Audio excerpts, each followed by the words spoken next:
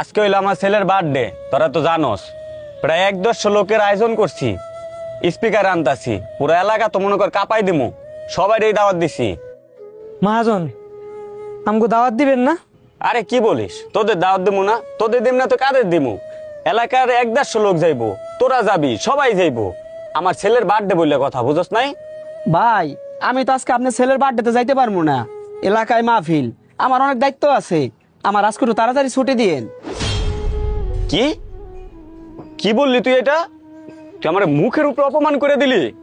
শোন, আমার বাড়ির কোন অনুষ্ঠানে আমি সহজে কাউকে দাওয়াত দেই না, গণ্যমান্য ব্যক্তি ছাড়া আমি দাওয়াত দেই না। আর তোরা হচ্ছিস আমার গ্যারেজের সাধারণ একজন কর্মচারী, ওই হিসাবে তোদেরকে আমি দাওয়াত দিছি, আর তুই মুখের উপর অপমান করে দিলি আমার একমাত্র ছেলে, ওর বার্থডে। অপমান? কিসের অপমান? না ভাই, আমি আপনার কোনো অপমান করি নাই। শুনেন, আজকে এলাকাতে আমাদের একটা ওয়াজ মাহফিল, এখানে এলাকার মুরব্বীরা সবাই আসবো, সাথে আমরা যুবকরাও থাকবো, সবাই মিল্লা এই ওয়াজটারে সফল করবো। আর এই দিন আপনি কি করতেছেন? আপনার ছেলের জন্মদিন দেখা আপনি বক্স আনতাছেন, গান ছাড়বেন, নাচানাচি করবেন, আমোদ ফুর্তি করবেন। এতে আপনার আর মানুষে কি কইব? খারাপ কইব ভাই। তোরে কে যাইতে বলছে? তোরে কি যাইতে বলছি? শোন, শুধু সবাই এলাকার সবাই দাওয়াত দিছি, আমার কর্মচারীও দাওয়াত দিছি, ওই হিসাবে আমি তোরে দাওয়াত দিছি। তুই কি আমার ইনভাইটিং কোনো পারসন যে তোরে আমি দাওয়াত দিমু? তুই কি কোনো অ্যাবিলিটি রাখোস আমার বাড়ির গেস্ট হিসাবে যাওয়ার? এই নুমান, তুমি যাও, বাসায় যাও, তোমার এখনই ছুটি। বাসায় যাই রেডি হয়ে আমাদের বাসায় যাও। আজকে দেখবা আমার বাসায় কি দায়িত্ব আছে, এগুলো তুমি পালন করবা, ঠিক আছে? ঠিক আছে ভাই। তাহলে যাও তাড়াতাড়ি। আচ্ছা।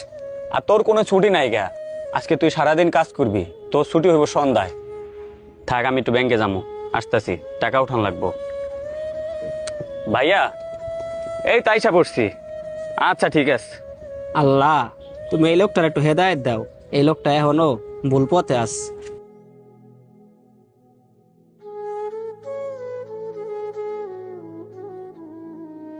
আরে না, আজকে কিসের ভাবি রে গিফট দিমু? আজকে ছেলের বার্থডে। হুম হুম, ঠিক আছে। আচ্ছা ঠিক আছে, তাহলে পরে কথা বলি। হ্যাঁ, দোকানে আসি, বাসায় চলে যাবো। ভাই আমার আজকে ছুটি লাগবেই ভাই, আমার এখন এই ছুটি লাগবো। তুমি এখন ছুটি দিয়ে কি করবা? বললাম না কাজ আছে, এখন এই গাড়িটা কমপ্লিট হয় নাই, তোমার ছুটি হচ্ছে সন্ধ্যায়, এখন ছুটি দিয়ে তুমি কি করবা? ভাই ওই যে মাইকের শব্দ পাইতেছেন না, আপনারা আবার এটি বুঝবেন না ভাই, কারণ আপনি ছোটবেলা থেকে রয়েছেন ঢাকায়, বড় বড় দালানে। আমরা যারা গ্রামগঞ্জে বড় হয়েছি, তারা ভাই এই ওয়াজের ধ্বনিটা যখন আমাদের কানে আসে, আমরা কোনো কাজই করতে পারি না।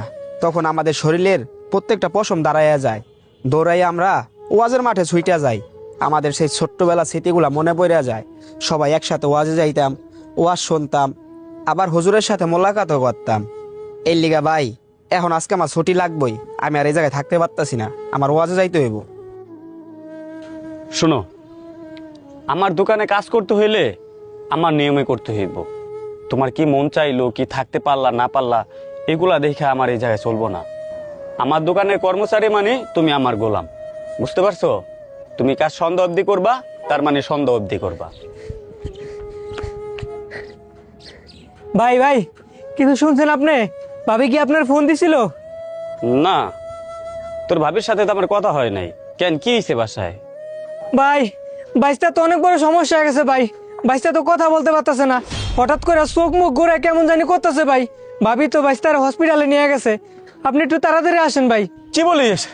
চল চল, হসপিটালে চল। তুই বড় ডাক্তার দেখা, বড় হসপিটালে নে, যত টাকা পয়সা লাগে আমি দেবো, তাড়াতাড়ি চল। ভাই হতাশ হইেন না, উপরে তো একজন আছে, সে সব ঠিক করে দিবে ভাই। আর ভাই এগুলা সব আপনার কর্মের ফল। দেখেন আজকে এলাকায় কত বড় একটা ওয়াজ মাহফিল, ওই জায়গাতে অনেক ওলামায়ে কেরাম আসবে, তারা আল্লাহ রাসূলের কথা বলবে। আর আপনি এই দিন কি করতেছেন? ওই ওয়াজের প্যান্ডেলের পাশেই বক্স আনতাছেন, ওইখানে আইনা গান বাজনা করবেন, মানুষজন দাওয়াত দিয়ে খাওয়াইবেন, পাশে আরেকটা ওয়াজ মাহফিল হইতেছে, ওইদিকে কোনো মনোযোগই দিলেন না। শুনেন ভাই, আল্লাহ তাআলা ছাড় দেন, কিন্তু মানুষকে ছেড়ে দেন না। হায় রে বোকা মানুষ, আপনি কি চিন্তা ভাবনা করতেছেন? আপনার ছেলের 1 বছর পূর্ণ হয়েছে দেখা আপনি অনুষ্ঠান করতেছেন, কিন্তু আপনি এটা চিন্তা ভাবনা করতেছেন না যে আপনার ছেলের জীবন থেকে 1 বছর হায়াত কমে যাইতেছে। ঠান্ডা মাথায় চিন্তা ভাবনা করে দেখবেন। চলেন হাসপাতালে চলেন, আল্লাহ কিছু করবে, আসেন।